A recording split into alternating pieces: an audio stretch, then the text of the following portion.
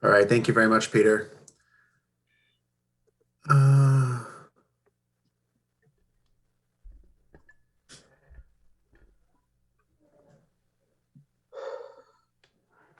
Sorry, do we have? We have a quorum. You and Yeah, I. we're just meeting for John, right?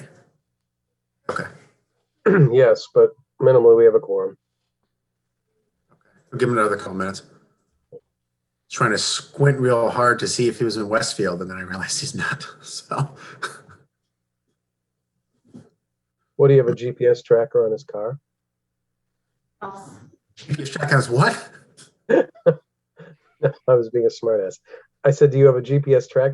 You were trying to squint real hard to see if he was in Westfield. And I said, do you have a GPS tracker on his car? No, not generally Westfield. I meant at Sackett Street. Oh, sorry. I misunderstood. No, it was I said it. It's John's coming in typical now. Ron humor, just to be clear. There you go. Yeah, look at that. There he is.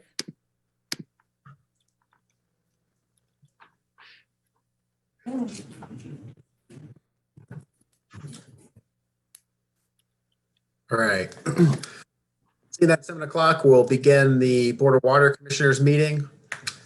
The first agenda item is water abatement applications. Yeah, so I emailed you guys earlier today the 2 applications that came to my office for this month's meeting. The first one was for the Toccoa Country Club.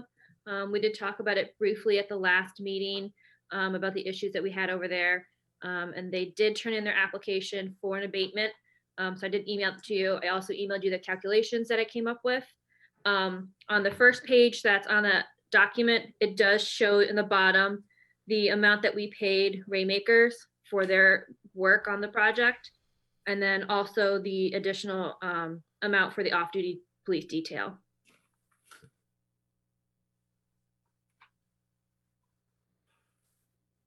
All right, thank you for that, Hannah. Let's look at this really quick.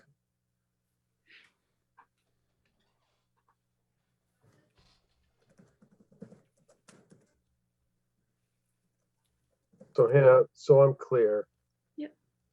The the new average, what is that? What is it? So the like 6-quarter average would be the prior, call it historical average, the run rate. And the new average, what is that the average of? So that 9 million is, if you take the 5.6 million and subtract it from the 15 million, that gives you that 9.7 million. And then 70% of that is 6.8. And that's what they're being charged for, is 6.8 million gallons. Okay, so it'd be the delta, it'd be, okay, I'm with you. So that, got it.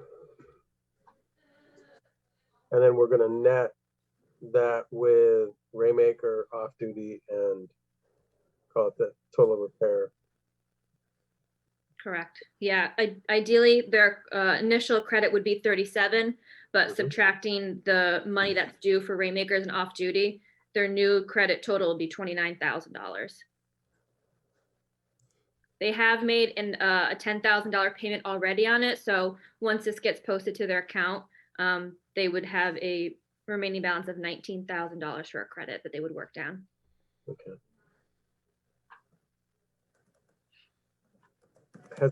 Has this been discussed at all with the customer?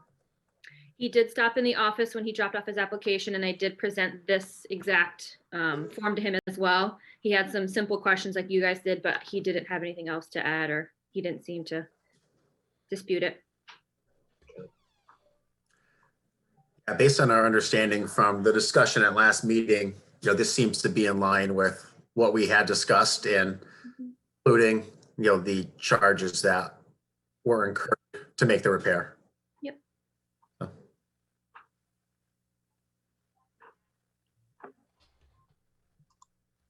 I don't have any other questions. Ron, thanks for asking those to clear up some of this.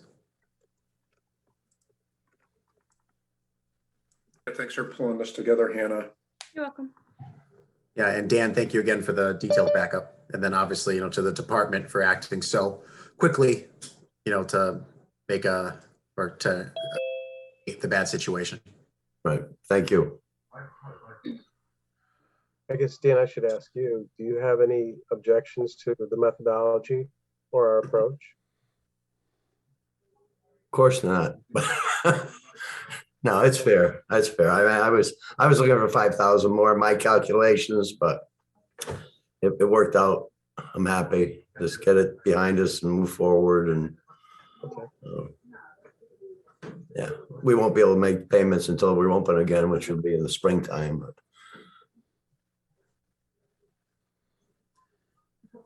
Is there an issue with that, Hannah? No, as of right now, the bill is not being liened, so they have ideally until next November to get it paid before it would be liened. Okay. All right, do I hear a motion? Abatement at 459 Russell Road. Sure, I'll take it, Joe. I'll make a motion to abate the property at 459 Russell Road in the amount of, this again would be a credit to the account of $29,451.04, consistent with the calculation as presented by Hannah and the administrative staff. Do I hear a second? I'll second that. All right, roll call. Commissioner Cole, Yes. Commissioner Najewski, Yes. Commissioner Papalarzik, yes. All right, everyone again, Dan, Hannah, and again, the department for acting swiftly. thank you very much. Okay, thank you. Yeah, Dan, thank you for the level of detail. I really appreciate what you provided. I think it was very helpful and it certainly helped us in the matter of getting to the bottom of it. Thank you. And lastly, you're proactive, the manner in which you acted upon the leak. And, I certainly want to thank Fran and the department for the Well, work they did, but again, thank you. no, it was all Fran. When Fran got involved, that just happened, Yep. which is good. 100%.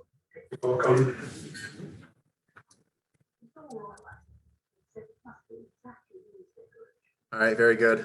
The next abatement is 91 East Mountain Road. Yeah, so the city treasurer collector contacted me last week. I should have sent you guys the email, so I'll just read it to you. On July 30th, 2021, a payment from Commonwealth was entered as an ambulance revenue. However, this payment was for 9 combined utility bills for 91 East Mountain Road. During the third quarter bill run, the 9 bills were linked to the real estate. The collector's office has corrected the posting of the payment, and he is asking if you could present to the Water Commission an abatement for the committed interest of $963.58 per the attached report. So that was the email I got from Matt about this property. And then what I sent to you today was the letter I have Fran sign and send over to the assessor's board to also approve the abatement. So it's just for you guys to review and accept or deny.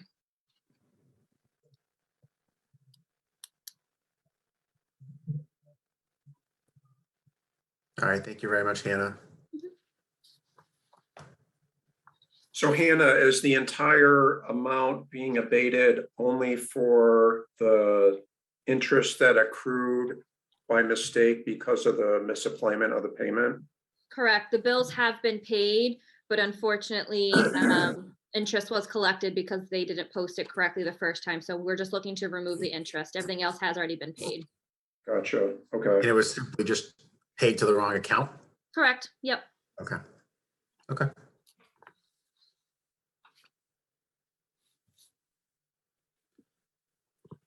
All right, that seems straightforward enough. Do I hear a motion? Sure. I'll make a motion to abate the utility lien with respect to 91 East Mountain Road in the amount of $963.58, resulting or due to committed interest charges that were falsely accrued due to misalignment of utility payments. So here a second. Commissioner Cole, Yes. Commissioner Najolski, Yes. Commissioner Papalarczyk, yes.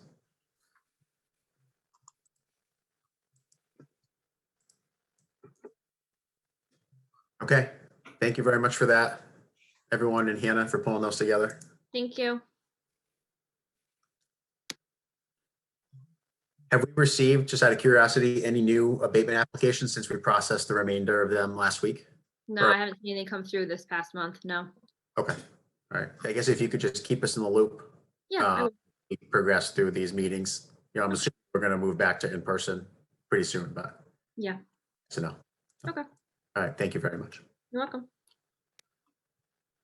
All right, the next agenda item is approval of December 7th, 2021 minutes.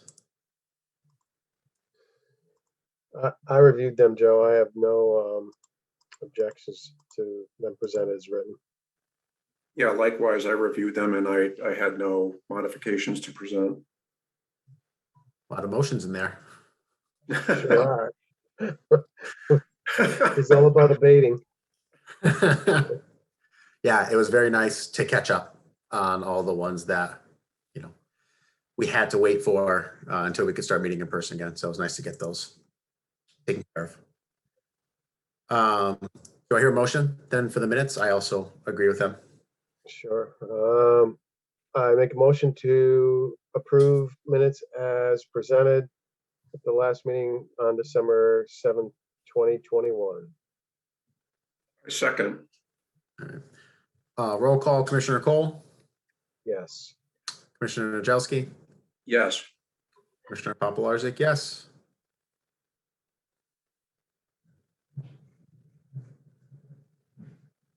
Okay. Next agenda item is department project updates. Evening, everyone. We'll start with 7 and 8 on one district treatment plant. As today, we've produced 380 million gallons of water through that. Well, 2, as you guys know, it's offline, but it's on standby. Dry Bridge treatment plant's been awarded to Daniel O'Connor and Son. Hopefully, the next construction season will start with that. And obviously the reservoir is full and overflowing and the turbines running, so. But it's kind of winter time, everything's at standstill right now. So. Thanks, Steve. I don't remember where it was left. The tank repairs, are those all set for the winter? All set for the winter. We'll pick up in the spring, and the last one is probing to do the final coating on the outside, so. Awesome. That'll wrap that up. Okay, great.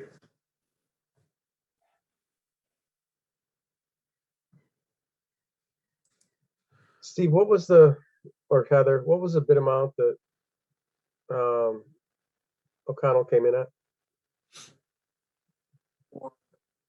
Dry Bridge, Yes. about 12, a little over 12 million. If you recall, Okay. there's actually 2 contracts there. There's the pipeline project and there's the construction of the plant itself. And the combined project together, I believe the pipeline project came in at about 1.4, maybe 1.3. And then the other project came in, let's see, at I think it's 1.3 maybe. okay, so 1.3 for the pipeline, and then do you recall what the number was for the plant itself, Fran? Like 12,572,000, something like that. Do both contracts qualify for the SRF funding, Yes. the Yeah, other so- benefits? Awesome. Yep. So both were presented as part of the project. We bid them out separately, but SRF still looks at them as part of the whole project. So It's fantastic. O'Connell got both. no, No. I believe Ludlow got the other. Yep, Ludlow got the pipeline. Yeah, so Daniel O'Connell-Sons, it's 12,319,000.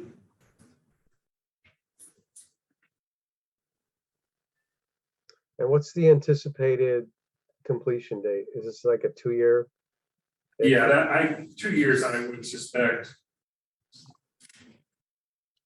Yeah, there's a little bit of gray area based on when we issue the notice to proceed, which we can't do until the Clean Water Trust gives us the approval. So we'll issue a conditional letter of award and then go through the paperwork, and then we get to issue the actual letter of award. So yeah, so it's a little bit more of a process than we normally have, but it will allow us to give the contractor the go ahead to start submitting even before the official paperwork is in, so that our engineer can start looking at their shop drawings and things and start getting things approved so they can be on order as soon as possible.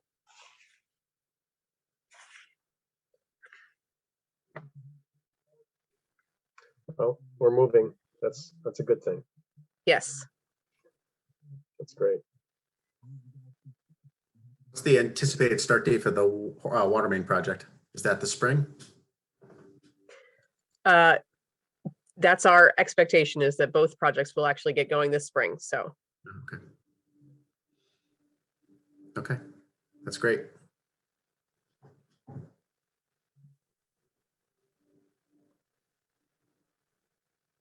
Is there anything else with 7 and 8, or is that totally approved with DEP and? Yeah, I think we're all set there.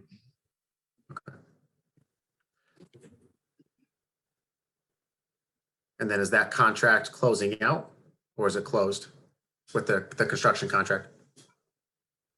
It's still, I think it's still open for litigation. Yeah. there are legal issues that are ongoing with that contract. So Okay. Yeah, I recalled there being open claims. I hadn't realized that it had gone to that point. So, okay. What, out of curiosity, does anyone know what the amount of the claim is? No, I don't have that number in front of me. Okay, yeah, that's fine. Just curious.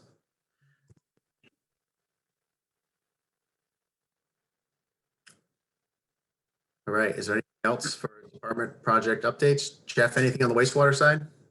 Actually, Joe, before you move on to waste. Yep. So there was a call to disclosure this week that went out in the mail. Can you just give us a little more background as to what the nature of that was? sure. So disinfection byproducts form when the chlorine that we use to disinfect our water interacts with particularly organic material. We monitor for those quarterly, and the MCL, the maximum contaminant level, is determined by a 4-quarter running annual average. So the amount that level is set at for trihalomethanes is 80. And with our most recent result, our combined running annual average was at 86, which is above the level. So therefore, we were required to send out a notification. This is not the first time that we've seen those disinfection byproducts, or DBPs, tick up in the fall. It's actually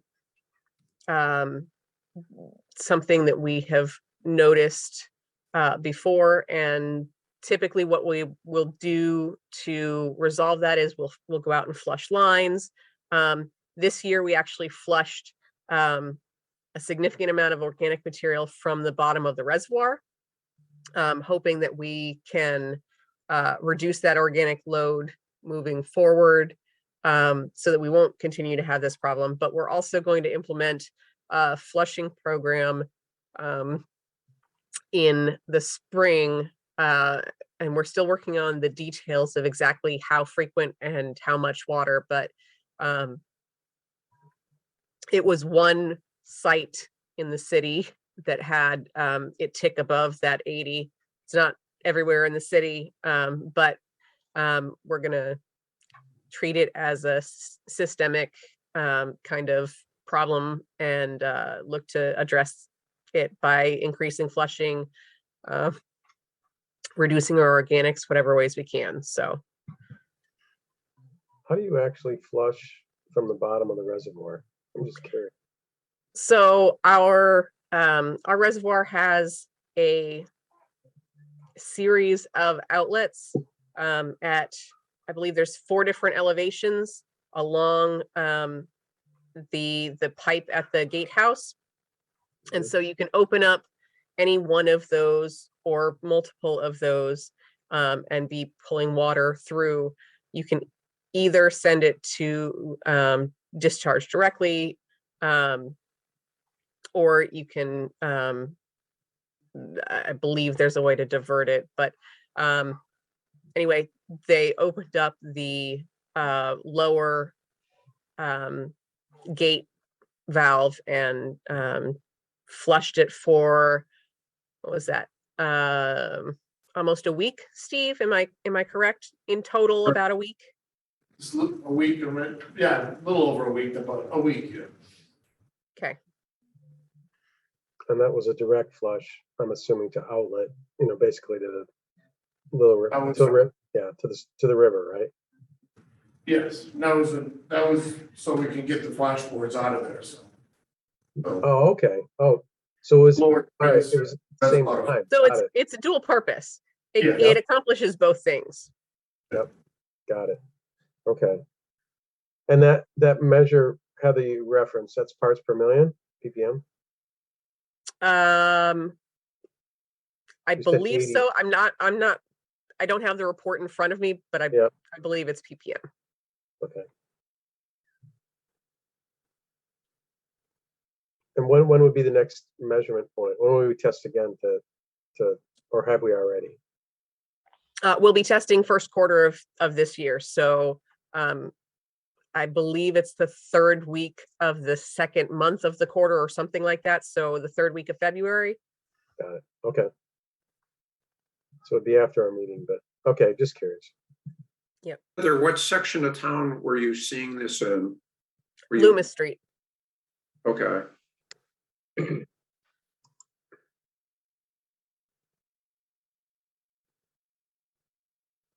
Those are my only questions, Joe, regarding water. Yeah, no, thank you for bringing that up. That was a great question to get addressed. Yeah, Heather, do you know how many locations that is actually sampled for quarterly? Approximately. Let's Probably see. based on service connections or something of that nature. I am not 100% certain on this, but I believe it's 4 locations throughout the city that get sampled quarterly. All right. So the DP just designates that as part of your monitoring program. Yes. And they're the ones who specify where you're sampling from. Yes. Got it. Okay.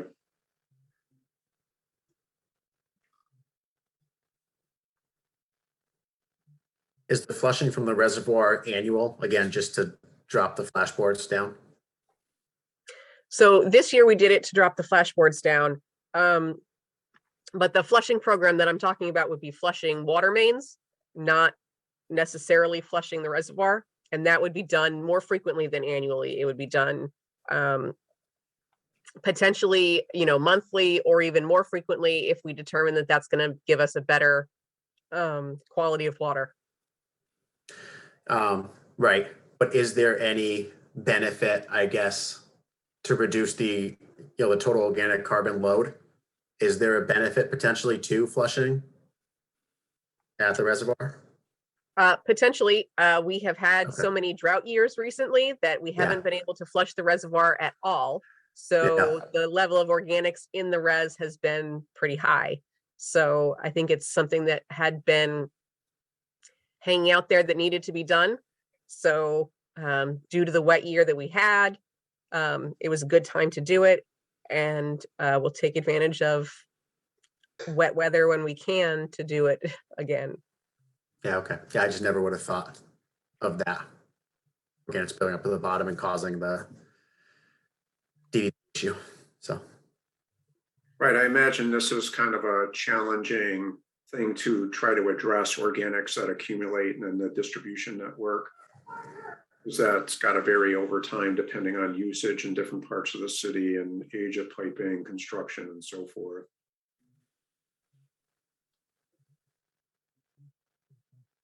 Yeah, I mean, the DBPs can rise due to a variety of different factors. This is just one that we've noticed has contributed to ours in the past, and it's one strategy we're using to try and bring them down. So Sure.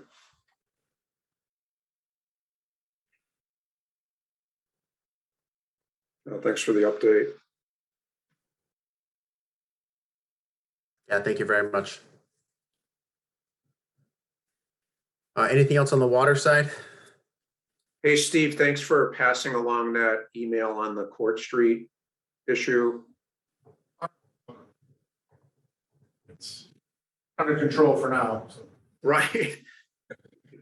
Yeah, no, that guys had your hands full with that one.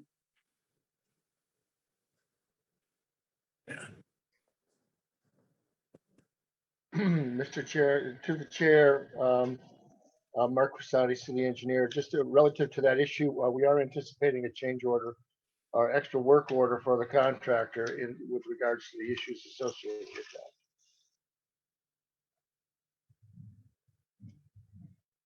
Thank you, Mark. And I'm sorry if I missed something. What happened on Court Street?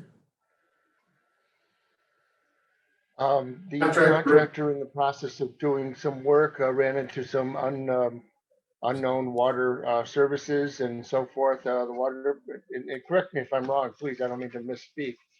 But to my, at least to their allegation and the Mass DOT's confirmation, the water department was unable to isolate the area. They had to leave the water leaking through for a while until they could get the proper materials and then insert some isolation valves and then isolate it and fix the problem. So it was a long term, or at least a lengthy process anyways. Please fill in the gaps that if you wish. No, that's kind of it in a nutshell. And, you know, some of this in particular was 4 services tapped off in close proximity to one another in front of, I believe it was 103 or 103 Court Street.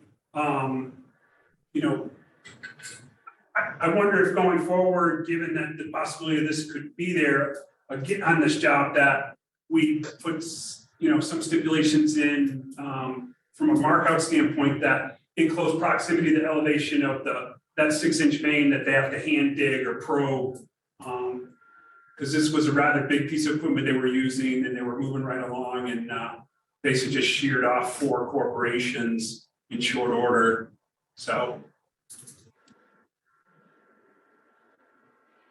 Yeah, Fran, I was just thinking too, and this is probably really hard for you to answer, but I mean, there's only, you know, a lot of the service and distribution network you're aware of with knowledge over time, but you are on occasion going to run into these things, you know, other than what you state in terms of, you know, trying to exercise additional care. I mean, and I don't know what other water departments do. Is there anything we can do in terms of, you know, utility tracing and other things with respect to mark out, you know, prior to that to try to identify things? You don't know they're there. I mean, it's remarkable how some of the old tie cards, the level of detail that's in there, but none of this was indicated on there. There was some indication about old services, or prior services, but not necessarily any measurements or anything that you would have been able to triangulate off and find them. I think 2 of them were lead services actually, so that shows you how old they were. So, yeah. And then the inability to isolate is kind of what messed us up and, not being able to shut it down. Yeah, and we're lucky that it wasn't cold, because it would have been a little bit different situation if it was the temperatures that we're experiencing, today. Right, and I know several meetings ago, I think you had talked about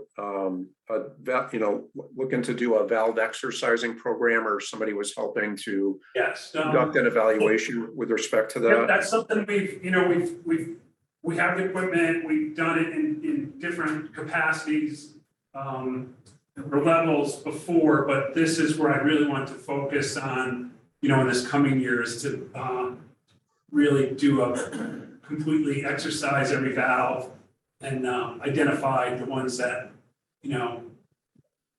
are working or not working and ones that need repair. And yeah, because that was our issue here. And it's not unique to Westfield. It happens with a lot of water departments that you have a lot of old valves, and it's just kind of goes with the territory. Don't lose sight of where that happened at, in vicinity to the hospital. We were working with the hospital that night, and the shutdown would entail even further, which would include the hospital. So we were working with the hospital not to shut them down, and we needed to order that isolation valve anyways, that insertion valve, so. And then in discussions with the hospital, because it does kind of, it is an Achilles heel, because you look at electricity, any place of importance has backup power, and, water is a significant factor in a hospital for sure, but there's really what's the backup procedure for your water? I mean, it's utility, there's no guarantee that something's not gonna happen to it, and, we do our very best to keep it going, so the hospital, with us as involved, we're gonna do some kind of contingency planning for them and what they, possibly, could we do some looping of some fire hydrants with some hoses into their system, if the need ever arises. I mean, we'll probably just do it as a tabletop, but just kind of map that out so that they have the ability to function had, a natural disaster or a water main break or something like that.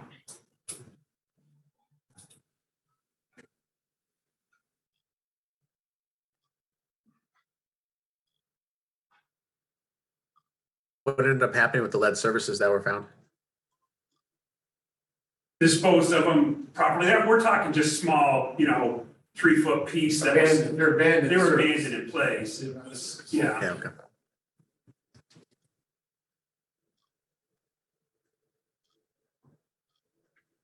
Okay, well, thanks for explaining that. Anything else on the water side?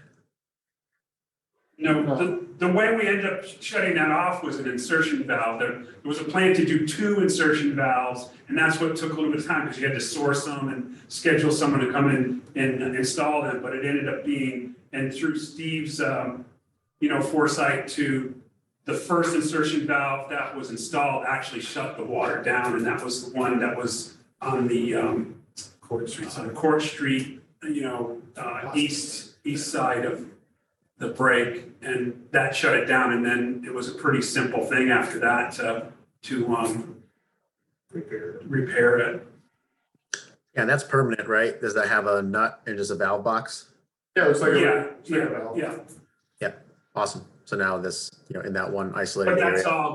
that's all gonna be abandoned anyway, so it really doesn't do much. It's kind of a throwaway, if you will.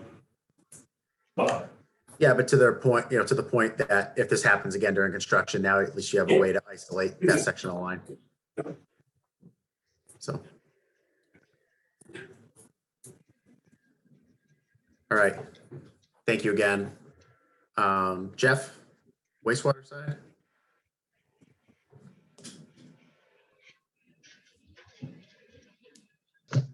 All right. I do have a couple project updates for you guys. Last time I spoke with you was in October when we gave the sewer fee rate presentation. And we presented it to the Natural Resources Committee, same presentation as we presented to the Water Commission in October. And then it came out to the floor to City Council on December 16th for a final vote on the sewer fee resolution. And with fantastic support and discussion and great news that it was a 100% yes vote by all city councilors to approve the sewer fee rate presentation proposal that we presented to the Board of Water Commissioners. So that's great news. It's a great support to continue to do what we have to do every day and support our capital improvement plan and do the work that needs to be done in the near future to support our permit, support our regulations that are changing. And, our sewer collection side needs work. Everything needs work, the treatment plant. So it's a huge morale booster for me and my crew, and definitely makes things, it's very supporting, lots of support from, I want to just give a public thank you to, of course, the water commissioners, number one, you guys to help support us to push this through. Mark Crissati to help with everything, Fran Kane, Ty and Bond, Hannah, Joanna. I forgive if I forget anybody, but there was a lot of people involved to help push this through. It was a lot of work, and it was a huge culmination of a lot of effort on December 16th. Huge weight lifted off my shoulders, and it's very refreshing. Mike Burns and Kristen Mello especially were huge advocates and supporters, city councilors of ours that helped support us. And Ralph Figge, Brent Bean, there were tons of support. So that's great. I guess enough said about that, which is a good segue for all the projects that we can now do and fund. Starting off with Arpa funding, we do have the first round of Arpa funding. We had a couple of meetings with Mayor Don Humison for the first round of $8 million. And we were on the wastewater treatment side, or wastewater division of DPW, we were approved for Big Stewart Pump Station Arpa funding to design and replace Big Stewart Pump Station. That design is almost completed by Ty and Bond. It's ready to go out to bid in a couple weeks, hopefully, say 1 more month, just to give it a little cushion. And hopefully the bid will be awarded and be able to break ground to rehabilitate and replace Big Stewart Pump Station starting in the spring. So looking forward to replacing that antiquated pneumatic ejector station that's been on the list since 2013. So that'll be excellent. I know it's going to be tough with the supply chain. Things have been really tough for, of course, with everyone. But lag times on supplies and especially generators are really, really behind. We had a generator fail at New Broadway Pump Station in May of last year, and that isn't scheduled to be delivered until August of 2022. So pretty much 1.5 years to get a generator for a pump station. So I don't know if it's going to happen with Big Stewart Pump Station. If so, we'll cross that bridge when we get there for a new, because we're going to get a new generator as part of the project, on-site generator. But regardless, we do have backup generators, portables, and we'll see what we can do. So we also have a design in place with Ty and Bond to replace Ponders Hollow, or actually remove Ponders Hollow Pump Station. It only serves 4 commercial properties down on Broad Street, South Broad Street. And the design, it's in preliminary phase, but we're proposing to install low pressure sewer E1 grinder pumps or equal, and we will even, service those and maintain those pumps like we do at Pequot Point as part of the deal if need be, as we would be getting rid of a pump station, but it's such a low flow station. That's a confined space pneumatic ejector pump station. Get rid of that. Replace South Street Pump Station, another pneumatic ejector confined space pump station, and Pachasik Street. So that's all ARPA funded, all approved for ARPA funding. So that won't be coming out of the sewer rate structure budget. So that's great. So that's fantastic news and exciting to get those pump stations replaced. And then we won't have to worry about confined space safety and all the mechanical, electrical, and pneumatic failures that go along with those pump stations. So that's the pump stations update. As far as those go, we've kicked that can down the road a long time. So that's great to capitalize on that finally. Along with the sewer rate increase proposal approved, we had to meet with the town of Southwick and our legal department, Shanna Reed, and talk about the IMA, intermunicipal agreement with Southwick. That was a good meeting. We drafted up an IMA to at least get us the original IMA 25 years. So that expires October 2023. So we revised the rates to go till October 2023 off our rate proposal increases. And they did approve it until October 2023. And then they want to revise and rehash legally the IMA.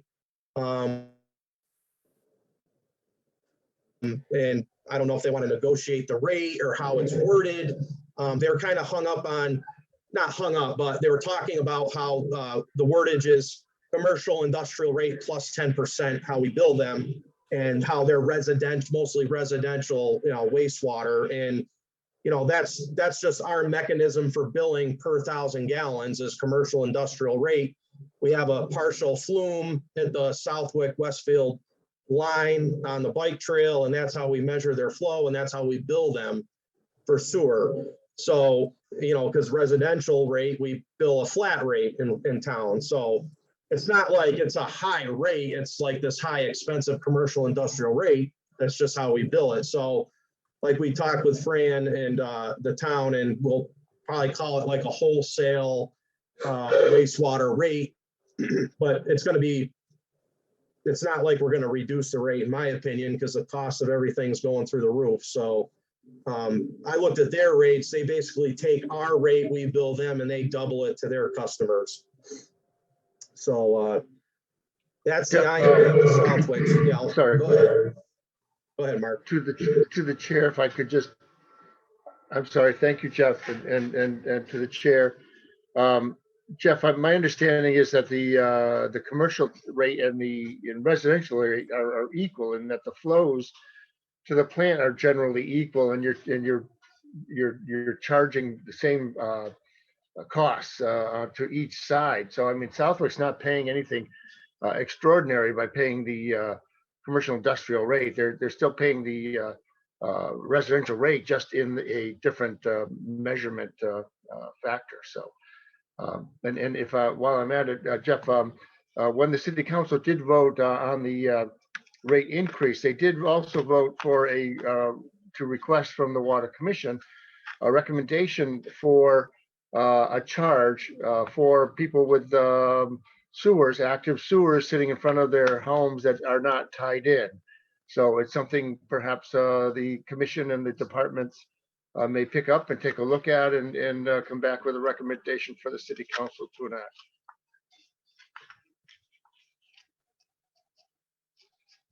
Yeah, there was talk of something like a betterment fee or some sort of fee. There's, give or take, there's about 700 residential properties that have sewer available to them. that aren't hooked up to the sewer. And there's no real good mechanism in place right now to have anyone hook in. How many was that, Jeff? So, Sorry. we have a database list compiled, and it's around 700 residential properties. 100. Okay. 700. Yeah. Okay. Amazing. So it's a considerable amount. But Is the Board of Health did relinquish their authority to enforce their local regulation this past year to enforce their policy to get people to hook into sewer. But the only thing, well, I know there's talk, but amongst city councilors and the Natural Resources Committee to investigate that further and come, I don't know if they're looking at an ordinance change or whatnot, but I'm not very good at the legal aspect of how it would have to work, but it would, there are other surrounding municipalities that do have a betterment fee or some sort of fee that they charge to the proper, residential properties that have sewer available to them that don't hook in. It'd be a nice data point to gather if we can to get septic system age associated with those properties. Because I understand completely, the frustration where the city spends money to do the extension and then no one wants to connect. But we've had conversations in the past where there could be a good reason why they don't connect. And it would be nice just to understand a little more, if we can, into those properties to see, well, are there 100 properties with septic systems that are less than 5 years old, or are they all in the 15, 20-year range? And, they're going to be looking for a permit in the near future to replace it if they don't not interested in connecting. So I don't know if that's data that we can get and add to that spreadsheet, but that would be useful in my opinion. Yeah, Joe, can't we get that from the Board of Health? Because they would have to approve any new installs or repairs, right? I imagine we would. I just don't know how far back their data goes. I don't know. Records are from 15 years ago, but you would think that, yes, that is something that the city would have on But file. they should be able to tell us if we're only concerned about, say, like last 5 years. They definitely have that. Yep. That's but it would be nice to have the other part of that too, right? I mean, if you could identify systems that are way, beyond that. But I think the starting point would be the 5-year mark. But that's even a good point. And you can even further delineate the data. Yeah. I do know. See what they got. I personally, I'm a licensed Title V septic system inspector, and the code ever since 1995, it implemented Title V inspections at deed transfer, septic system designs for new construction, and soil evaluations and perk tests. So there is a good considerable amount of data built since 1995. So that's a good amount of time. So, and the Board of Health does keep track well of all that information. Boards of Health in general.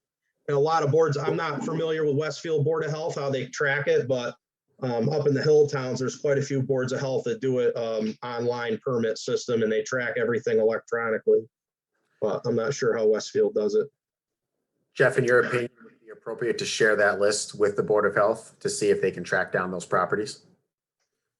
We were working together, so the list we have we worked with engineering, Hannah, the office, Jeff Gagnon, the data administrator, and we kind of collaborated together to see, if it was feasible that the property was on sewer, whether, between the GIS, what it showed, the plan links, if they were getting billed sewer or not, if they were actually available to hook in.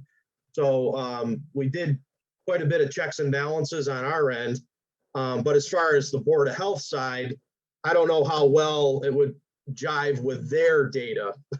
I don't even know how well that would work. But I don't know if they're willing to work with us when it comes to that. So I'm not sure. Mark might have better insight on that.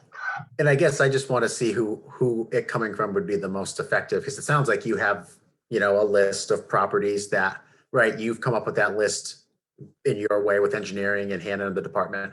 I don't know if it's simple enough to send them a list and explain what you're trying to do and see if they can provide records of age of septic system for those properties. We could try. If I may, to the chair, it's a good thought. It's a good point. To my knowledge, as Jeff has suggested, perhaps I don't think that the Board of Health's data is all that organized, but certainly it would be an effort to try, request the data to the extent that they can fill it, and then see where you go from there. It begs the question, though, what is the commission's intent in that data? I mean, are you thinking that, so it suggests that the commission is thinking that if you have a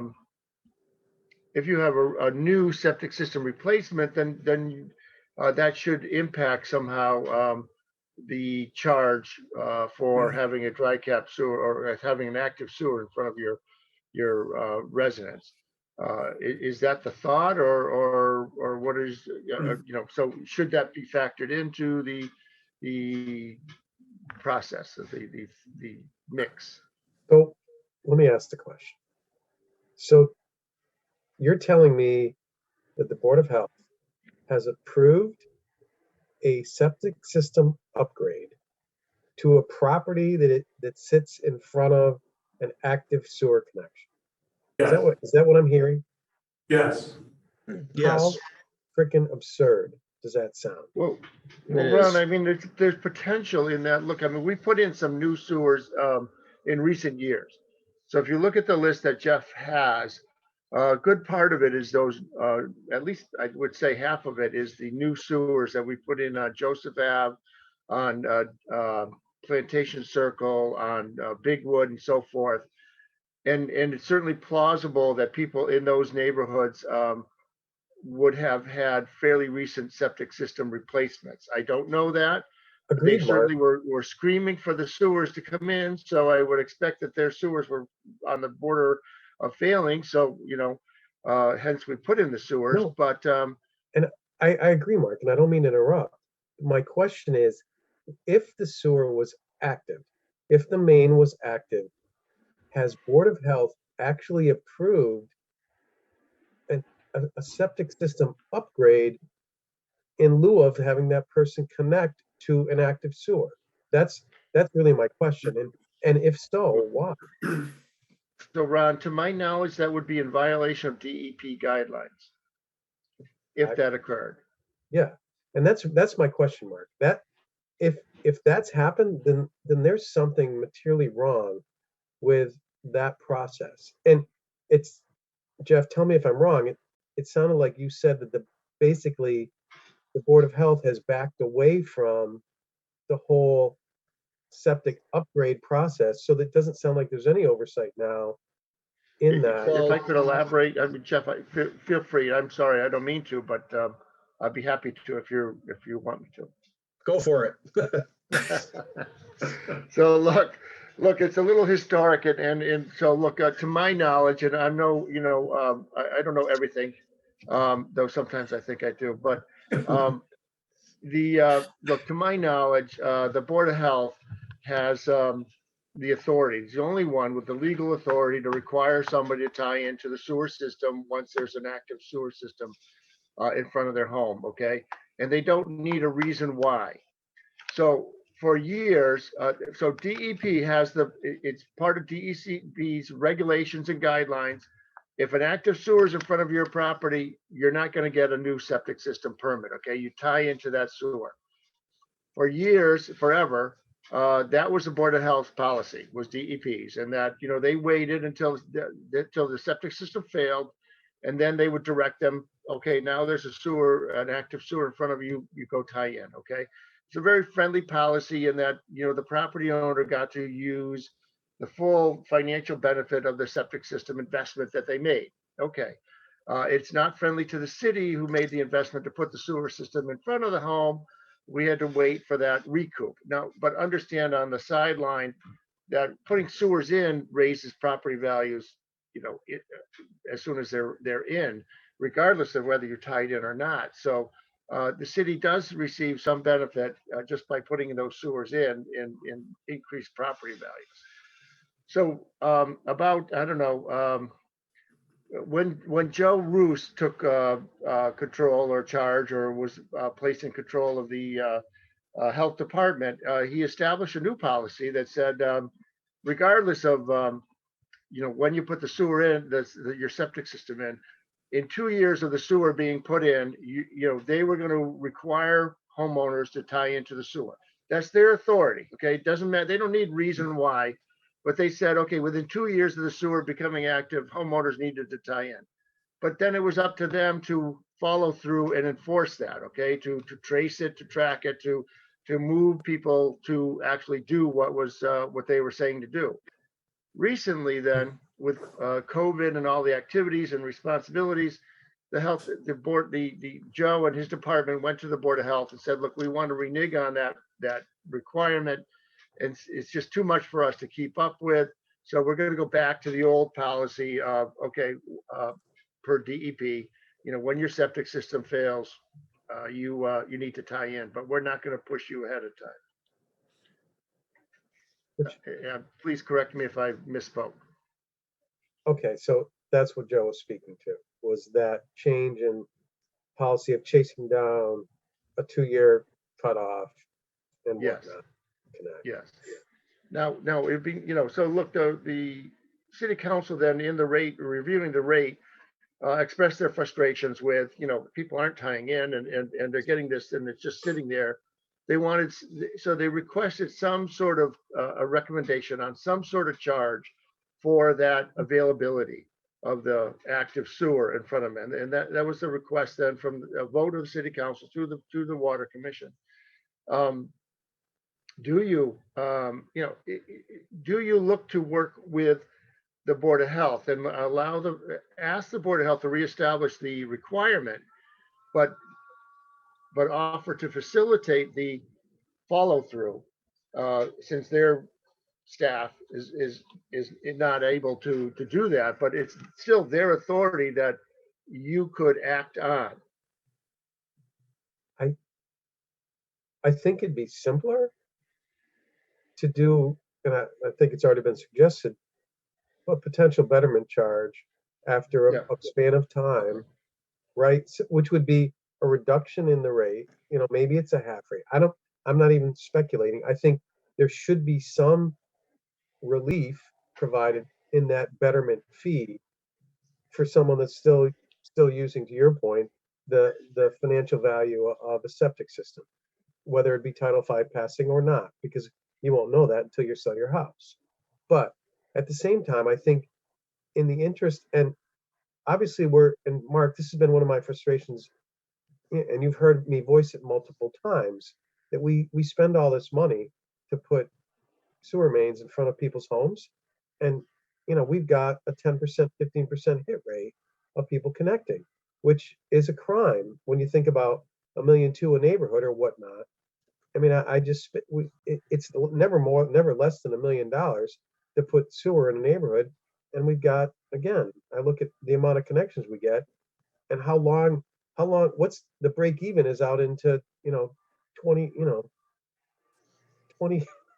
30, 40 years at our rate. 2,100, I'll be dead. And the point I'm making is that it's really frustrating when you think about the amount of money that we spend as a city and we don't get the recovery in any way, shape, or form of that investment. It'll never be we'll never get an ROI on it. But to your point, if it's in front of your house, it's an absolute betterment to that property. So the point I make is, I think the onus is on this board to think, to look at what's consistent in adjoining communities and say, all right, what can we do? And it's really not enticement, but at least a near-term recovery of some of the financial burden that it's putting on the city to put those mains into neighborhoods. That's the way I look at it. And I think a betterment is a much more consistent approach rather than have to chase down, okay, 2 years, you need to connect. That is a nightmare to maintain. Whereas, okay, 5 years in, these are the houses that are connected on this line. These are the houses that aren't. The betterment fee at whatever we decide as a board becomes this, go forward. And I think from a billing standpoint for Hannah and the team there, that becomes very easy. You know, you flip a switch on the account. Here's you got two different rate structures, a betterment and a connected. And it becomes, and obviously it has to be voted. And I'm sure it have to be voted by city council. But from what I'm hearing, they'd be more than open to considering this as, a means of recovering the investment that we've done as a city. I believe you're correct, but I would recommend the sooner the better, while it's still fresh in their minds, what they voted and why, to get them a recommendation. And back to the original question, Mark, of you asking why, or I guess asserting why I had asked my question, is I am personally sympathetic. If there is somebody who spent $25,000 on a new septic system and it's been there for 2 years, and I'm not saying that's going to be the frequent case. Maybe that's the 1 in 100, but I just want to understand it. We ran into similar issues when we did the water rate vote and determining what water rate structure we wanted to use. We thought we had the angles figured out, and there were these outliers that were brought to our attention. We had to switch gears. So it's just good to have as much data as we can going into, whether it's a betterment, whatever it might be. It'd just be nice to have as much data as we can to help make that decision. But I do agree that, obviously the city is put in a ginormous position with the cost for the extensions. And, even if everybody connected, the payback on these is not great. So obviously the more the city can get for the value that they've provided to homeowners, the better, because it's not inexpensive.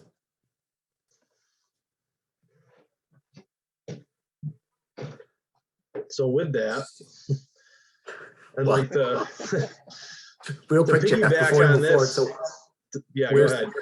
where are we going from here? So is it possible for the city to try to talk to the Board of Health and get that data? And then we'll add it to our agenda next month to have a further discussion. If that, I understand that it might not be a complete data package, and I don't know if John or Ron, if you don't think it provides as much value as I think it might, and if that's fine, that's absolutely fine. I guess think it's a way to data get point. that data. I think it's a data point we need to consider when looking at, all right, what is the cut point, from a year's sitting in front of that line, and how many folks will it impact? I think it'd be good to at least know that and have that in back pocket when we consider presenting a recommendation to city council, and say this is how we approached it. Okay. Yeah, so that'd be great if someone from the city can try to gather that information with the health department. I guess ahead of our next meeting, if we can be sent, which is likely going to be the beginning of February, if we can get sent that data, that would be great for consideration.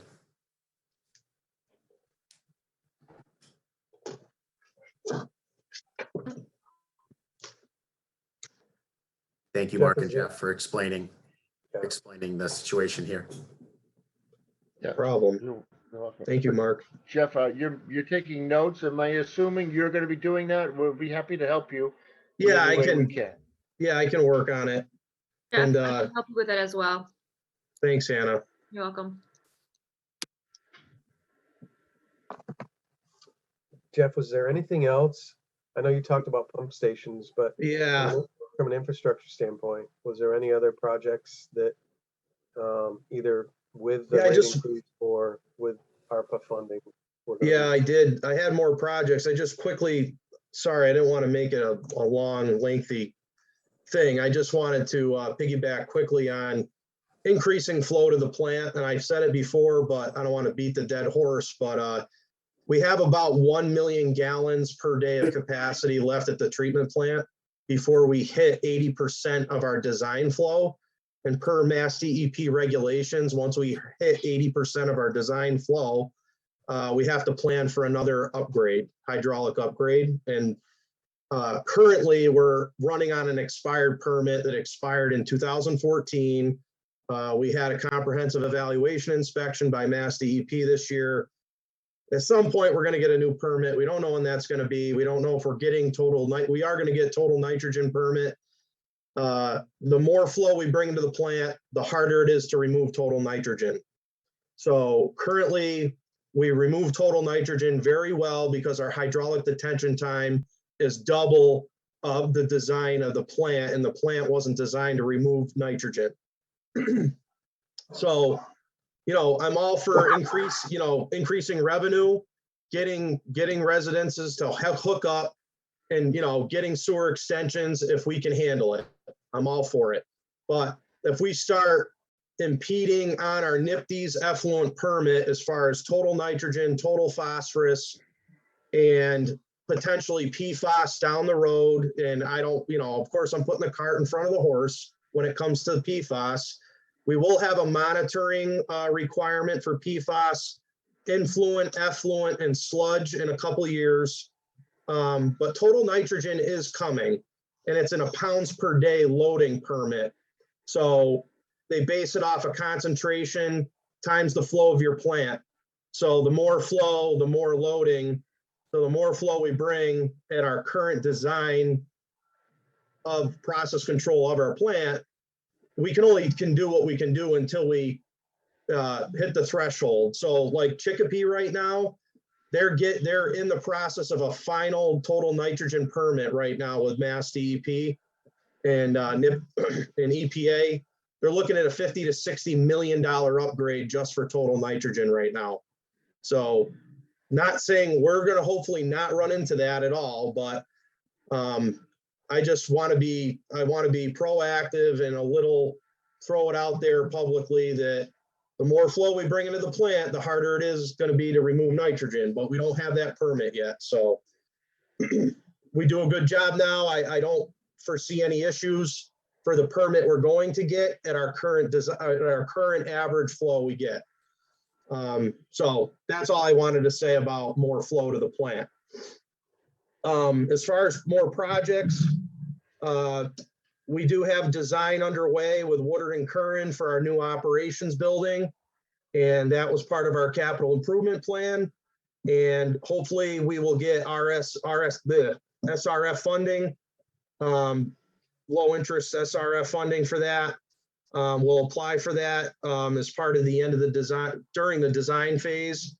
We're going through Conservation Commission permitting right now. Ron, you're very familiar with the hydraulic upgrade back in 2004, and Mark being in the floodplain. So we'll see how that goes, but it's going to be an elevated building out of the floodway. So hopefully we don't have any compensatory storage issues. So we're working on that. We do have the owner project manager is going to be the director of facilities in the city, Brian Ferret. So he's kind of managing on the city side, but I'm definitely very involved in it. There is we do have a design started for the new sludge dewatering upgrade. As you're well aware, about 5-6 years ago now, we rebuilt our existing belt filter presses to keep them going, and they've done a great job. And we increased our percent solids on our sludge cake, and the cost of sludge hauling and incineration has gone through the roof. And we did put it in our budget for sludge to increase another $200,000 per year. We've gotten professional opinions from Ty and Bond. Chris Bone from Ty and Bond is a sludge dewatering, drying specialist in the field. And he said many of the surrounding municipalities are paying more for their sludge disposal than Westfield is. So get prepared for another about 50% increase in your sludge disposal costs once your contract runs out, which is going to be one more year. So with that being said, we need to get as dry cake solids as possible, haul the least amount of water out of the plant as possible. And we've optimized our current dinosaurs that we have, 1997 dewatering presses. And there's much better technology out there, much more efficient, use less polymer, less electricity, Just much better longevity, easier maintenance, and much drier sludge cake. So that's the goal. We're going to be working on that this year for this design. It's going to take probably at least 6 to 8 months through the design phase. It's going to be in our existing operations building, and we're working with Ty and Bond on that. We just started. We got to test our sludge and pick a technology. A lot of technologies out there. There's centrifuges, there's screw presses, there's belt filter presses like we have, and there's rotary presses. So, and hopefully, if need be down the road, we can retrofit the operations building for sludge drying technology if need be down the road, if the cost goes even further and we have to dry our sludge to like a 90% solid. But the market's very volatile right now because of PFAS in the sludge. So even if you make a Class A biosolids, it's very unknown market for land applying municipal Class A biosolids. So we're not quite ready to go down that road. There's nothing, the investment isn't worth it. That's looking at like a $20 million project for drying. This sludge dewatering upgrade, we're estimating maybe $3 million. We budgeted for $5 million to be safe because we don't know with the cost of everything with current market. So we're working on that project. And then we have, is there any questions on that from the commissioners? No. Okay. And that's one of our largest expenditures. So that we really need to upgrade our our operations. That is currently $600,000 a year, and it's probably going to go $850,000 a year when it used to be $400,000 a year just a couple years ago. So in a short amount of time, we are, going up 200-300%, which is very, very scary. That's all in the rate increase though, yes? The rate increase currently accounted for a $200,000 increase next year in the rate structure in the plan. So that will hopefully cover, so the project, so the capital improvement plan, the sewer rate supports the dewatering upgrade project. And we allocated $5 million for that. And it supports a $200,000 per year increase in the operations budget for the increase in sludge removal, incineration, and hauling. So hopefully we have our bases covered when it comes to sludge disposal. And that's accounting for increasing our sludge dryness from, right now we're all the way up. We used to do about 17% cake solids, and we've optimized our presses to 20%, and hopefully we can get up to 24% cake solids. So hopefully we can increase about 4 percentage points on our cake solids, which is a pretty good increase. Doesn't sound like a lot, but it is. That's a good considerable increase. What's the relationship between increased cake solids and cost? So it comes down to, I don't have that number handy. I did crunch it at work. It was like, I'll get that number for you next meeting. Thank you very much. Yeah, I want to be accurate. I don't want to guess. Yep, 4% cake solids. Okay. Sorry, I don't have that number handy. No problem at all, Jeff. And one more project on the blower sludge building, which was a new building as part of the hydraulic upgrade coming up on 20 years ago. All the HVAC equipment on top of that roof is all dilapidated and corroded, and it's completely it's pretty much on its last leg. And the roof, the roofing itself is almost past its useful life after 20 years. It's very corrosive environment, hence blower sludge building. It exhausts a lot of the sludge gases to the roof, the way the building was designed. And it chews up all the HVAC equipment. We have sodium hypochlorite stored in that building, sodium hydroxide stored in that building, and sludge. So all the vapors and gases, a lot of it's exhausted to the roof. So a lot of that HVAC equipment is shot. The roof is pretty well degraded.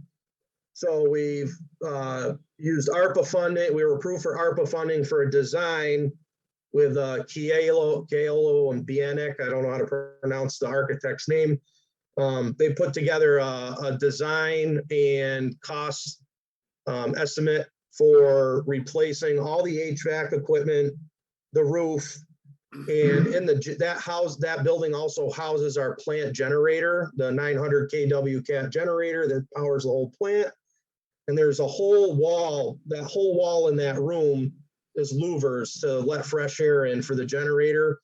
Those louvers are not insulated. That whole room is ice cold in the winter and it's just a heat sink.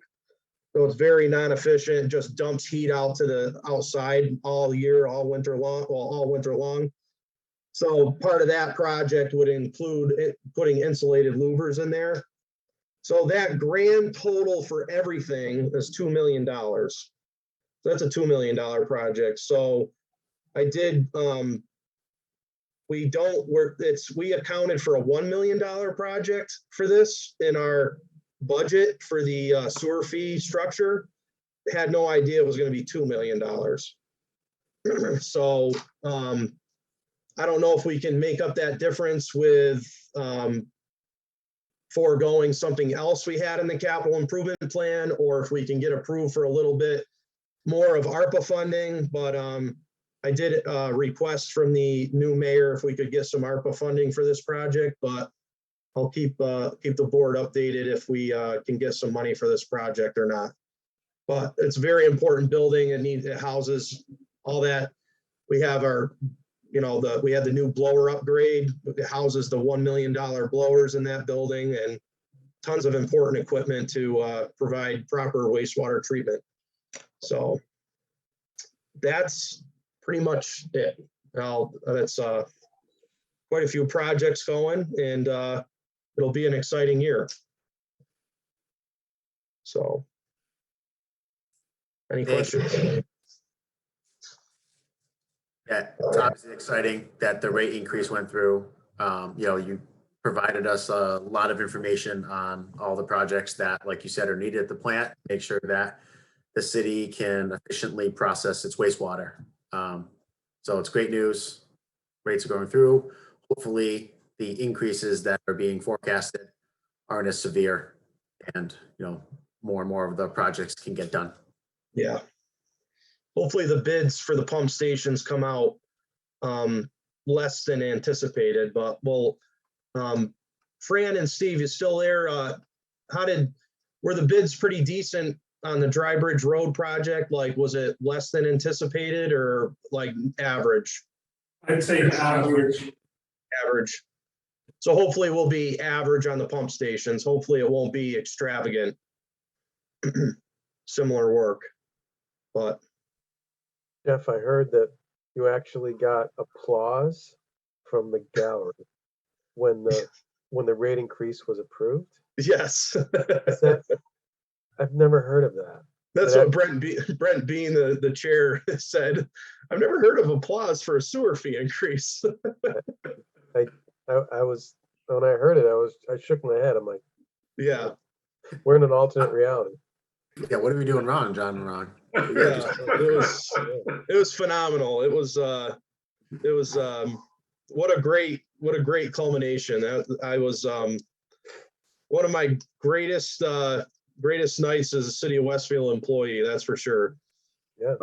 I'm very, very excited, very happy to continue moving forward and doing the best we can to keep improving, because being stagnant and having trouble meeting the permit would would be very frustrating. But I'm looking forward to a great couple of years moving forward, even though everything we've been dealing with. So it's been very tough couple of years, that's for sure. Yeah, doing it, in my opinion. And I applaud, all my team, everyone that helps, everyone from everyone in DPW. I would just want to say, we've been, ever since it's been tough, we've moved on since Dave retired, and we're doing the best we can. And I think we're doing a good job, and Fran's been a good leader to us. And I think we're doing as best we can with what we have for resources. And we just keep on keeping on. I don't see, I heard talk of maybe, dividing up and, back to where we used to be. And I don't know, in my opinion, I think that might be going backwards. I think we're doing the best we can, and we do utilize each other's resources, and we work together a lot. So, and I just think we're in a good place, and I appreciate everyone's assistance, from engineering to DPW and all the support from the city councilors was fantastic. It was excellent. So very happy. Sorry, I'll stop talking. No, well said, Jeff. It's a team effort, and obviously playing their role with the hand that the city's been dealt. And everyone's good. In my opinion, it shows. Yeah, definitely, Jeff. Great job for you and your team. I having gotten to know you over the last few years, knowing what you work with there and the things you've accomplished, you guys have a lot to be proud of. Thank you. We appreciate that. A lot more great things on the horizon. So, all right, well, thank you very much. Thank you for the support. Of course. All right. Are there any other updates? All right. If not, we're going to look into scheduling our next meeting. Groundhog Day. Ooh.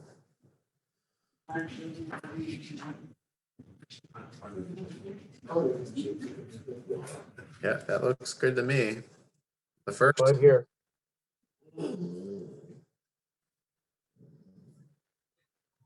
So what is the belief?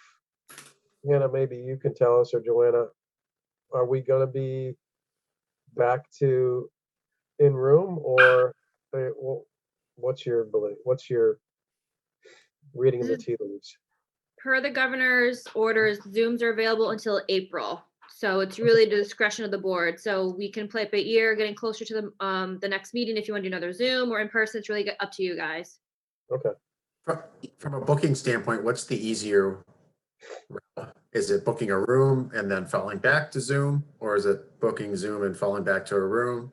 201 is always booked for us every first Tuesday of the month. Okay. So I just have to confirm it down, and nobody else has taken it, but we are always listed in that room for our time slot. The Zoom might be a little more difficult just because there's only 2 Zooms to be broadcasted at once. But I didn't have a problem getting the Zoom link this time. I was about to ask, is it unfair to request a Zoom link now? We see how the next few weeks play out. I don't think so, because we can always cancel it, and then somebody else can pick up that that block if they need to. Okay.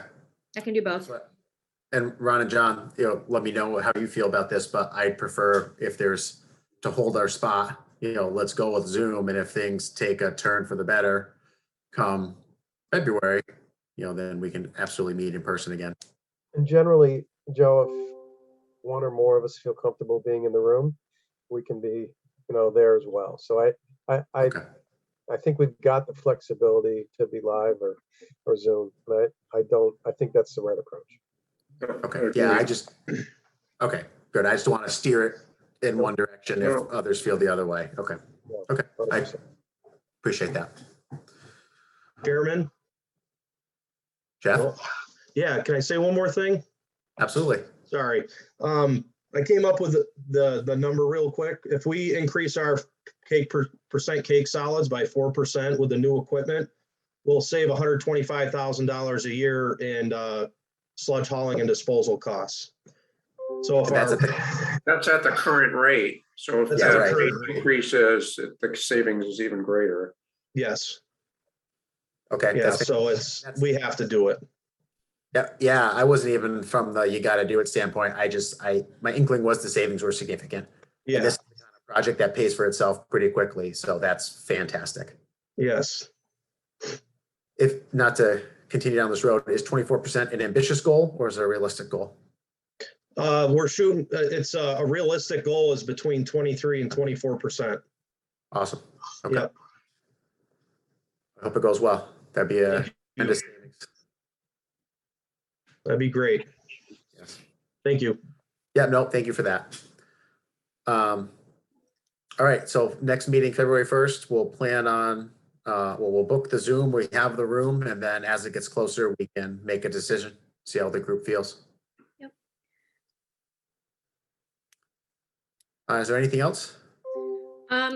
Joe or John, could one of you stop by tomorrow at some point to sign schedules for me? I've got debt payments that are due this Friday that are sitting on the pile. So if one of you could just stop by tomorrow, that'd be great. John, I'm gonna be out, so I can do it if it's convenient, if it's, you're not gonna be in the area. Yeah, whoever wants to do it, I'm local tomorrow. I had to travel for work the last couple of days, but I will be in the area, so. Okay, yeah, either way works for me. Yeah. I'll swing by. Okay, I'll just, is 12:30, okay? Yeah, 12:30 be fine. Okay, all right, yeah, it's dependent on when another meeting ends, but I can swing by and sign those, no problem. Okay, great, thank you. Yep, of course. All right. Do I hear a motion to adjourn at 8:27? I'll make a motion to adjourn the Board of Water Commissioners meeting, January 4th, 2022 at 8:27. I hear a second. Second, All in favor, roll call, Commissioner Cole, yes. Commissioner Najelski, Yes. Commissioner Papalarzik, yes.